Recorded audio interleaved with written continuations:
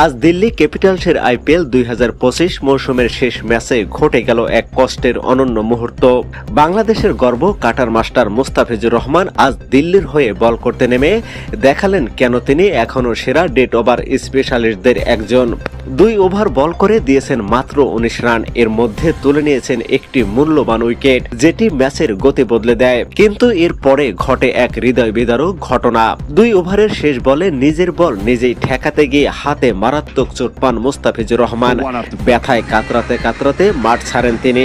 ফিজিওর সহায়তায় সরাসরি চলে যান প্যাভিলিয়নে। এটাই ছিল দিল্লি ক্যাপিটালসের এবারের শেষ ম্যাচ, আর সেই ম্যাচেই এই কষ্টদায়ক মুহূর্ত যেন চোখে জল এনে দেয় হাজারো ভক্তের।